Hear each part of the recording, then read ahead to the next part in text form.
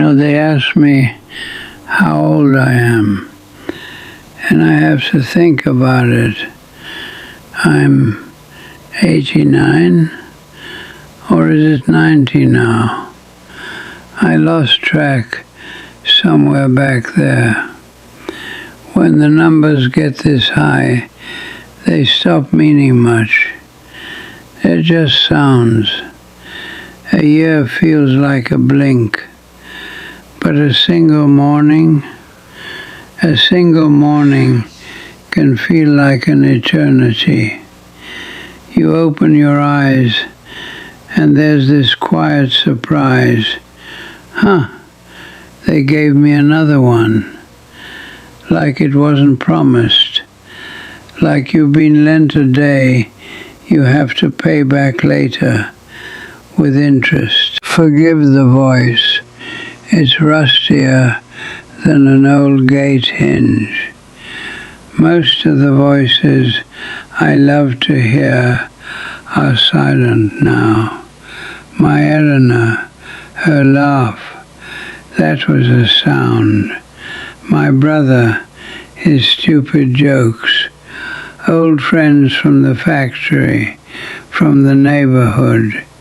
Even Charlie, the fellow who lived 2 doors down, washed that red convertible of his every Sunday without fail, rain or shine. All of them gone. Sometimes I take my walk, the same 3 blocks I've walked for 40 years, and it feels like I'm moving through a painting. The houses are the same, the trees are older, but the life is still, and I'm the only thing in it that's still breathing, still putting one foot in front of the other, a ghost among ghosts. You outlive enough people, and something in you cracks open. All the pretense, all the posturing, it just leaks out. You stop caring what anybody thinks, because frankly, most of the anybodies are gone. You stop trying to look important. What's the point? Death has a way of undressing you, strips you right down to the bone. There's no armor left, no fancy titles to hide behind. It makes you honest, brutally, uncomfortably honest. So that's what I'll be with you. No filters, no sugar coating, no shiny motivational slogans you can stick on your fridge. Just the plain, unvarnished truth. And here's the first bit. You're living like you have time, like you've got a bottomless bank account, and the currency is tomorrow's. You think life is something you can spend later. I'll do it later. Lord, I said it 1,000 times. I'll rest later. I'll call my sister later. I'll take that trip with Eleanor when things calm down. Later, later, later. Later is the most expensive, most seductive lie we ever sell ourselves. And we buy it every single day. You think this is all a rehearsal. You think the real living starts after the promotion, after the mortgage is paid, after the kids are grown, after you've ticked all the boxes on somebody else's list. But kid, there is no after. This is it, right here, this random Tuesday with the rain on the window, this boring afternoon you're trying to kill, This traffic jam, you're cursing. This cup of coffee, you're gulping without even tasting it. That's not the intermission. That's the main event. I didn't get that. Not when I was your age. You feel bulletproof at 30, 40. You walk around like death is a rumor, something that happens to other people in other towns. Then one day, life corrects you. It doesn't tap you on the shoulder. It hits you square in the chest. I had a friend, Samuel, brilliant mind, sharper than a razor, a planner, always had a notebook, charts, 5-year plans, 10-year visions, a map for retirement down to the month. He used to say, "Just 5 more years, Frank. 5 more years of grinding, and then I'll finally start living. Then I'll relax." He said that every single year. 5 more. 5 more. One winter morning, he just didn't wake up. Heart decided it was done. Just like that. 36 years old. Ate like a rabbit. Ran like a deer. Did everything the right way. The healthy way. Still gone. I stood at his funeral, and the strangest thought came to me. The world didn't pause, not for a second. Cars kept driving past the cemetery. Phones rang in pockets. Someone, somewhere, was probably yelling about a misplaced report. The sun set at exactly the time it was supposed to. It was like the universe just shrugged and said, "Next." That scared me more than the coffin. Not the dying, no. The being erased, the being replaced, like a placeholder that got removed, a whisper drowned out by the wind. That's when it truly landed. Life does not care about your plans. It doesn't wait for you to be ready. It doesn't check your calendar to see if you're free. It just flows, with you or without you. And ever since that day, I've carried this low, quiet hum of fear in my ribs. Not of death. That's the easy part. Everybody gets there.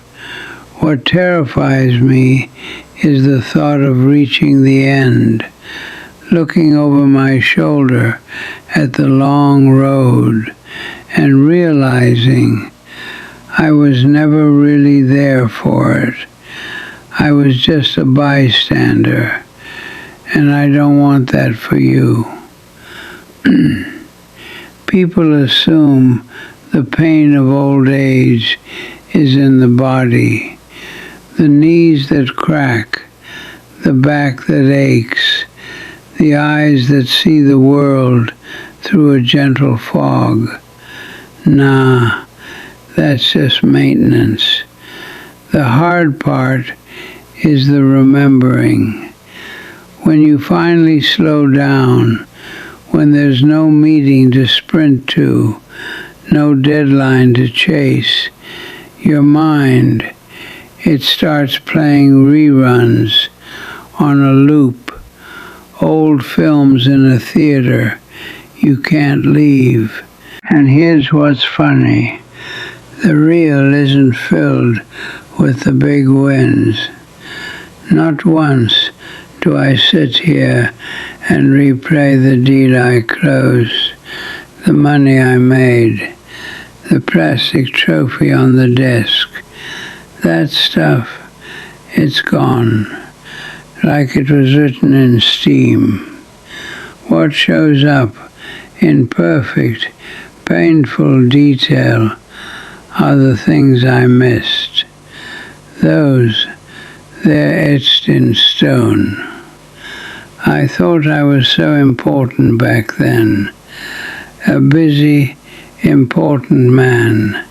Suit, tie, leather briefcase that clicked shut with a sound that meant business. Always walking fast, talking fast, like the whole world was balanced on my shoulders. My Eleanor would say, "Frank, slow down, dinner's getting cold." And I'd wave a hand, "Just 5 minutes, honey, this call." Always 5 minutes. But 5 minutes has a way of compounding.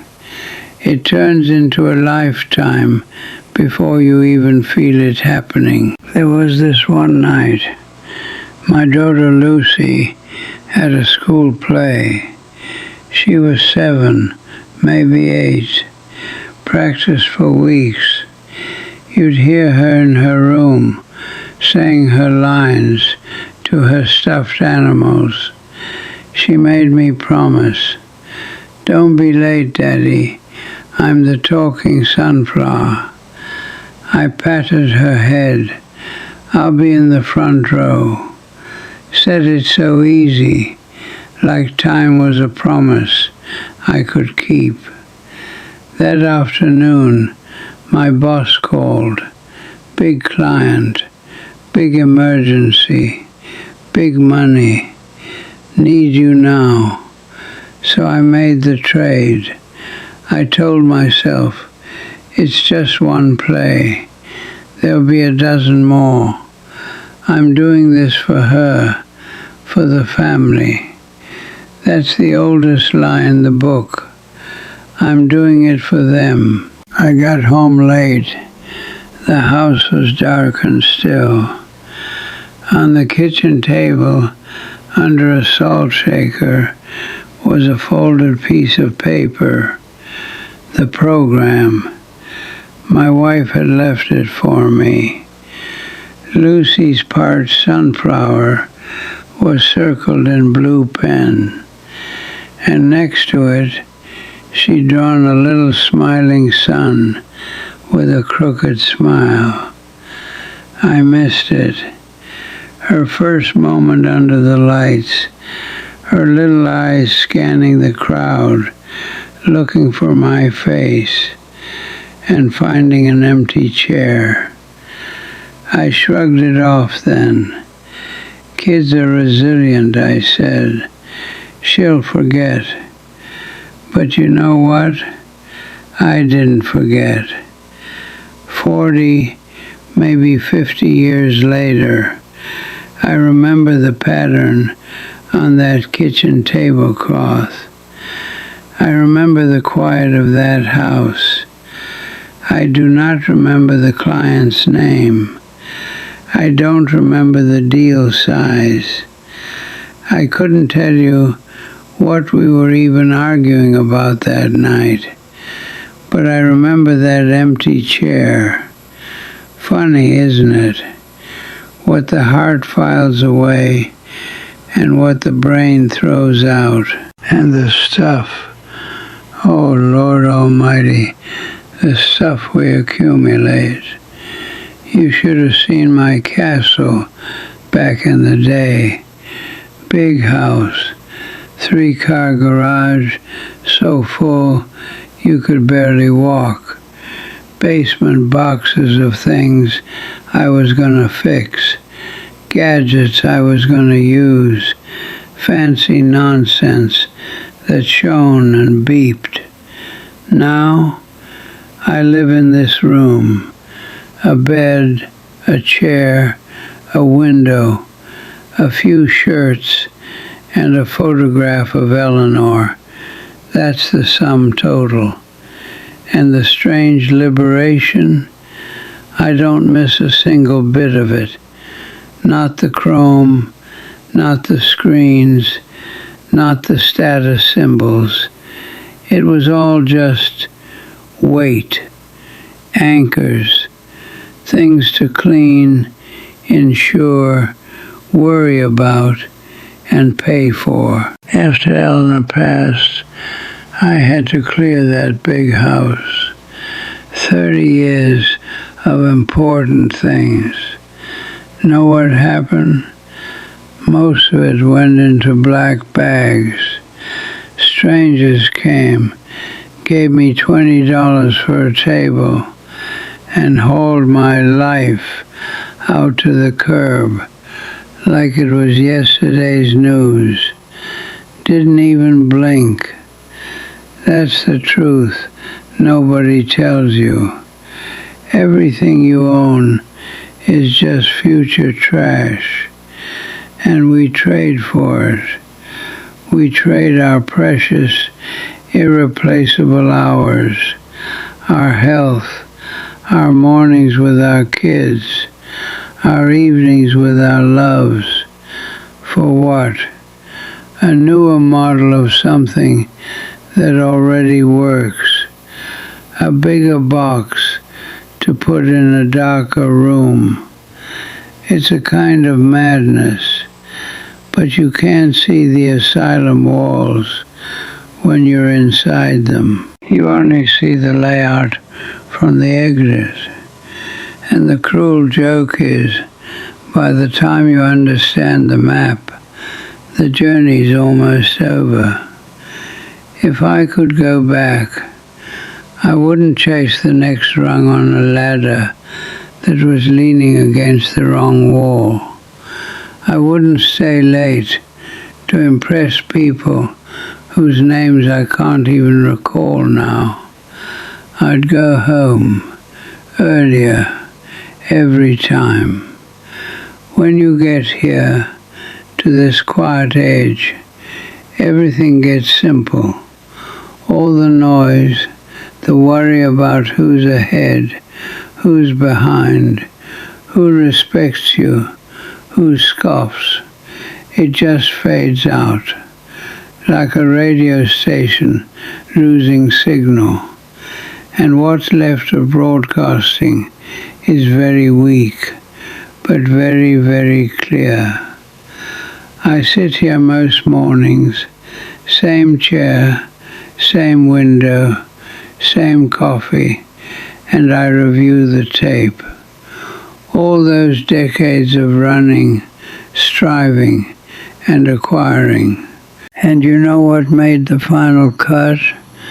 What survives the edit? Not the deals, not the trophies, not the bank statements. Those are ashes. What survived are moments, tiny, unremarkable, perfect moments. That's the only real currency. My wife's head on my shoulder during a thunderstorm. My son, small enough to fit in the crook of my arm, breathing deep in sleep. My daughter's hand, trusting and sure, in mine as we cross the street. That's the stuff that got tattooed on my soul. Everything else, smoke in a strong wind. So if this old man has any wisdom, if this long, messy life has boiled down to a residue you can use, it's this. Your life isn't about what you gather. It's about what you pour out. Your time, your full attention, your love, your forgiveness. Those are the only things that, paradoxically, you get to keep. The only things that echo. Funny, isn't it? The treasures are the things you give away. So listen, my tank's running low on speeches. Let me give you a few things, simple things, nothing you haven't heard, but maybe you'll hear it differently now. First, kill your ego. Nobody's watching you as closely as you think. Be bold, be foolish. You're already forgotten, so you're free. Second, practice the last time. That hug, that laugh. One day it will be final. You won't know when. Treat every ordinary moment like the sacred gift it is. Finally, wake up. Stop sleepwalking. Stop postponing joy. Someday is a trap. Love, travel, forgive. Do it now. We all end the same. The only question, did you live or just prepare to live? I prepared. Don't make my mistake. The parade is passing. Stop watching. Step into it.